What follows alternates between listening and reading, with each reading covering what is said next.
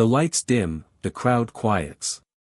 A shy young man from the Philippines named Miguel Santos steps onto the Ireland's Got Talent stage, clutching an old, scratched guitar.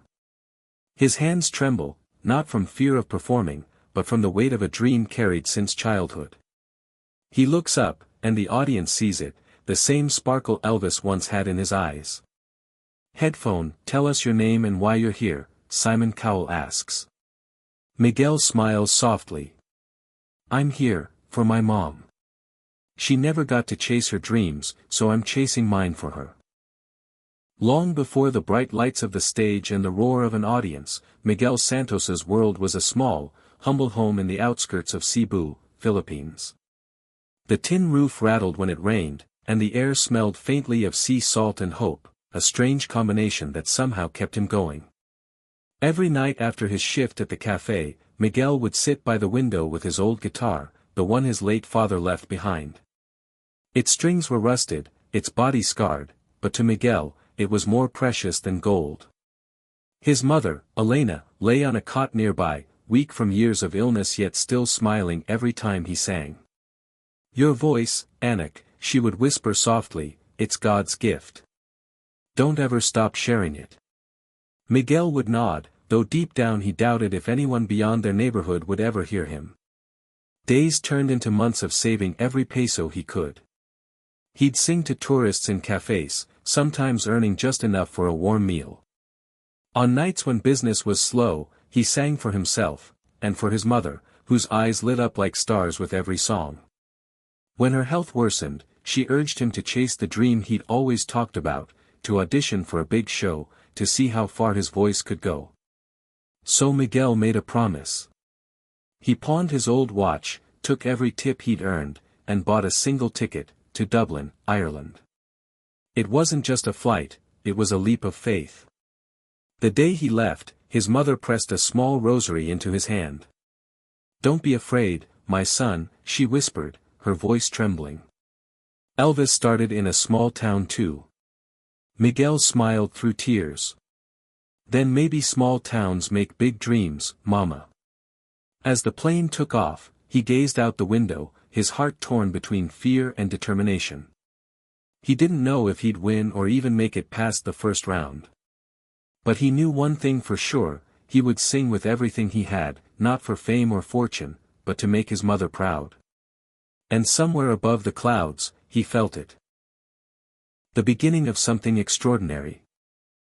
The air inside the studio was electric, a mixture of nerves, excitement, and raw human dreams.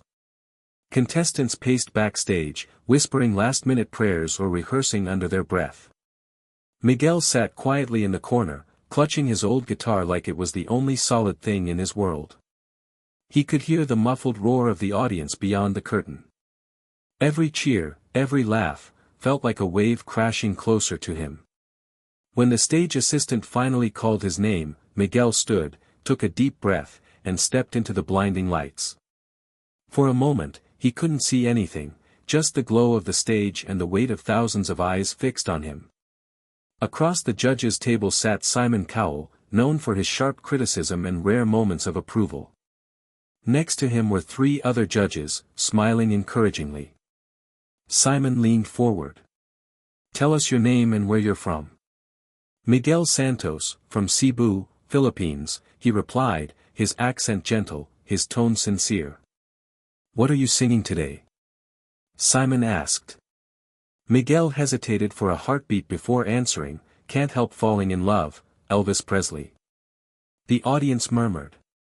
Elvis was a legend, and taking on one of his songs was a dangerous choice. Simon's expression remained unreadable. "All right," he said simply. "Let's hear it." The soft strumming of Miguel's guitar filled the silent hall. His fingers shook slightly at first, but as the first verse left his lips, something shifted. His voice carried warmth, honesty, and depth, not a copy of Elvis, but a soulful echo of his own story.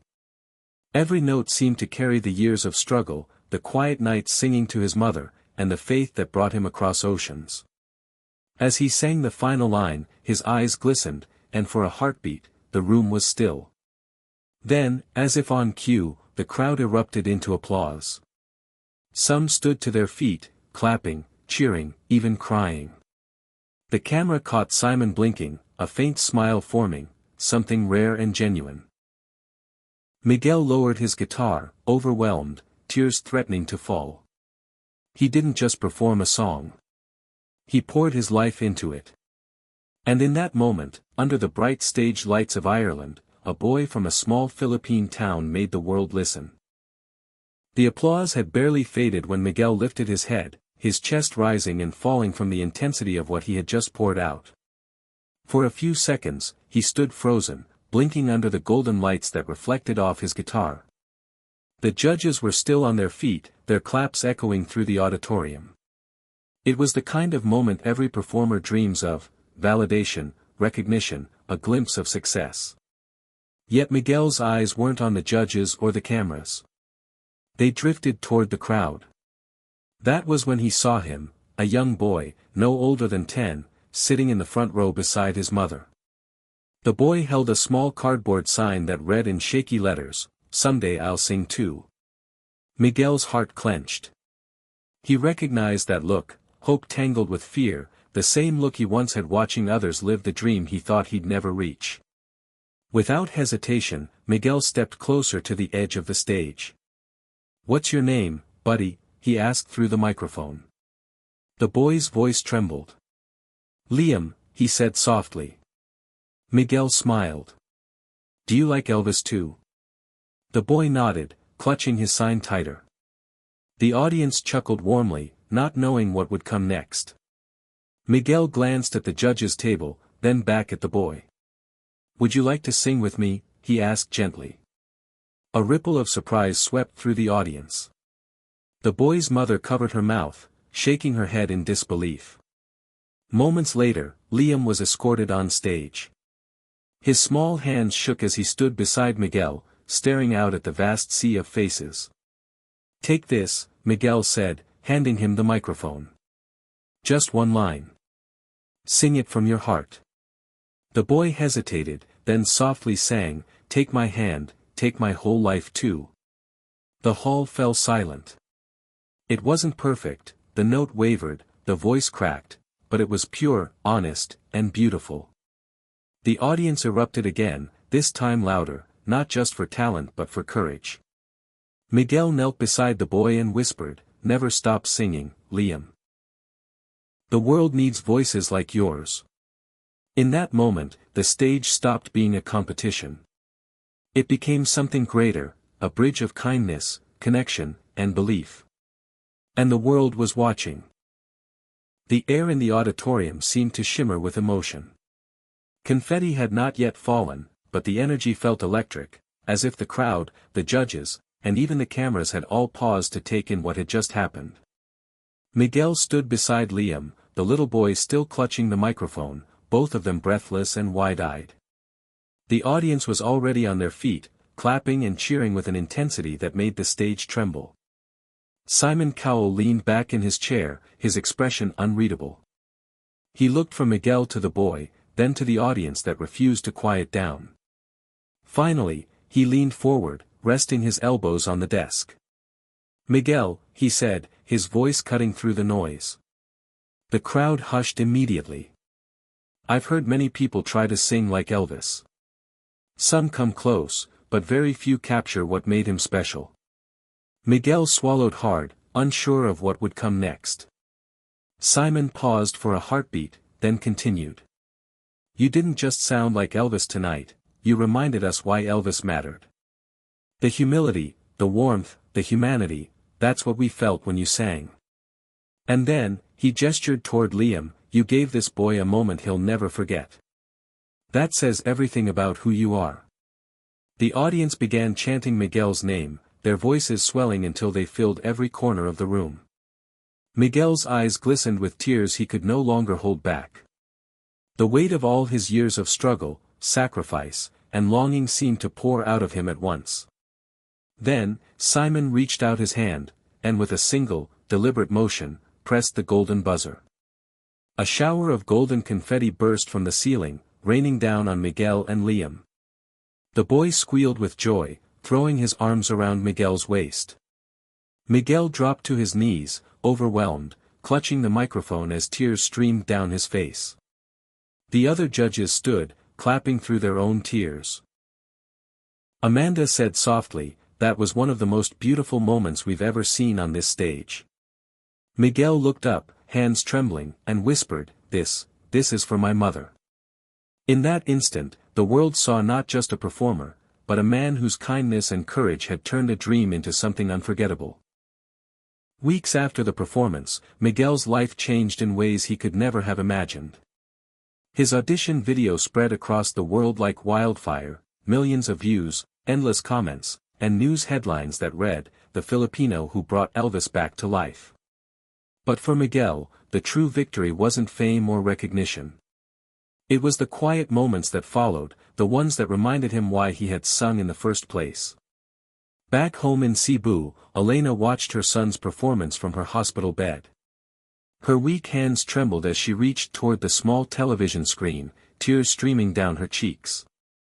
The nurses gathered around, smiling, as the golden buzzer moment replayed. "That's my son," she whispered proudly, her voice breaking. He did it. When Miguel finally returned home, cameras followed him at the airport, but he wasn't thinking about interviews or autographs. He carried one thing with him, the same old guitar that had once filled their tiny home with music. As he walked into his mother's hospital room, she looked up, her smile faint but radiant. "You kept your promise," she said softly. He nodded, sitting beside her. "I told you, Mama. Small towns make big dreams." With part of the prize money, Miguel arranged for his mother's medical treatment. The rest he used to start a small foundation he called Voices of Hope, dedicated to helping children who loved to sing but couldn't afford lessons or instruments.